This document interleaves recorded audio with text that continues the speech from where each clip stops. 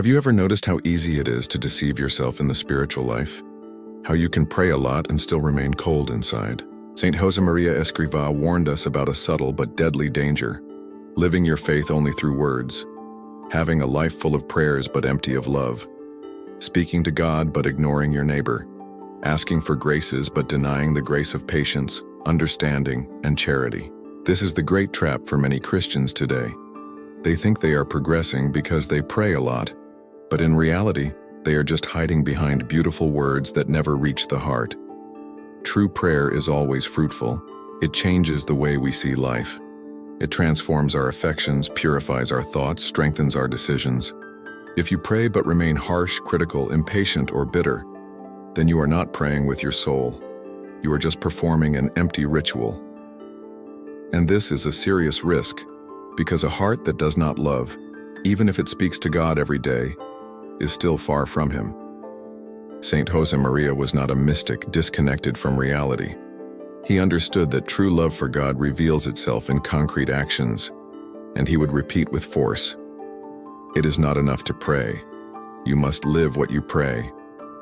A Christian who prays but does not love is in contradiction. A Christian who repeats formulas but has no compassion has not yet understood the gospel. Faith is not an intellectual or emotional exercise. Faith is life, and life cannot be sustained without love. But why is it so easy to fall into this error? Because the human heart, wounded by pride, prefers what is visible, what can be counted, what appears more holy. Praying a lot gives us the illusion that we are doing something great. And yes, prayer is essential, but when prayer becomes an end in itself and not a path to love more and serve better, it becomes selfish, empty, even hypocritical. Jesus himself warned us about this. "Not everyone who says to me, 'Lord, Lord,' will enter the kingdom of heaven." These are harsh words, but necessary, because they remind us that the mouth can lie, but actions always reveal the state of the soul. Saint Josemaría understood this well, which is why he would say that holiness does not consist in doing extraordinary things, but in doing ordinary things with extraordinary love. Loving is harder than praying because love demands sacrifice, time, listening, patience, forgiveness.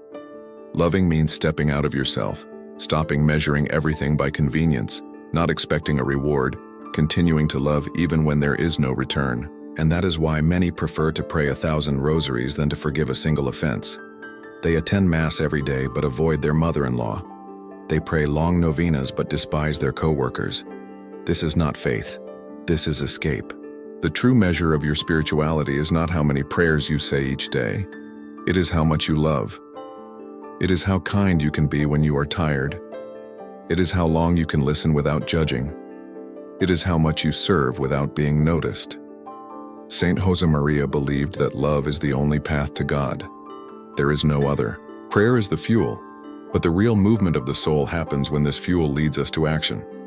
You can spend hours on your knees, but if you rise from there with the same bitterness, the same selfishness, the same impatience, then it was all for nothing.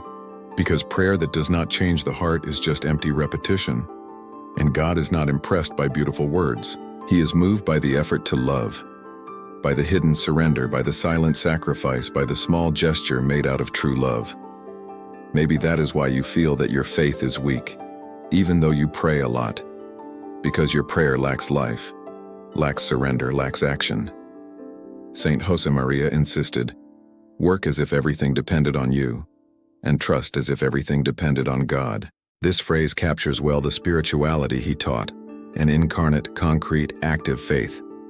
A faith that prays, yes, but also stands up and acts, that serves, that welcomes, that remains silent when necessary, that speaks the truth when it is hard, that forgives even with a wounded heart. If you want a true spiritual life, then start praying with your whole heart. But don't stop there. Let every prayer transform your perspective. Let every word spoken to God become an act of love toward your neighbor. Because there is no stronger prayer than lived love. There is no greater sacrifice than surrendering your own ego to love those whom God has placed in your path. What Saint Josemaría Escrivá teaches us is that mature faith is not measured by words but by fruits. And the fruits of the Spirit are clear: patience, kindness, gentleness, self-control, faithfulness. These fruits do not appear overnight. They are cultivated through prayer, yes, but above all, through daily effort, conscious choices, small acts of love. It is possible to pray a lot and still be selfish. It is possible to pray a lot and not care about the pain of others. It is possible to pray a lot and still be blind to your own faults. It is possible to pray a lot and never truly surrender. And that is exactly what God wants to heal in you. He wants your prayer to generate compassion, your devotion to generate action, your faith to generate real, concrete acts of love. Stop now and look at your routine. Where is the real love? When was the last time you truly forgave? When was the last time you held your tongue to avoid hurting someone? When was the last time you listened with an open heart, without thinking of how to respond? When was the last time you did something for someone without expecting anything in return? These are the questions that measure the depth of your faith. Do not be deceived into thinking that religiosity is the same as holiness. Saint Josemaría himself said, "How sad it is to see Christians who want to follow Christ but only up to a certain point. And that point is usually love. Because love is what hurts the most but also what saves the most."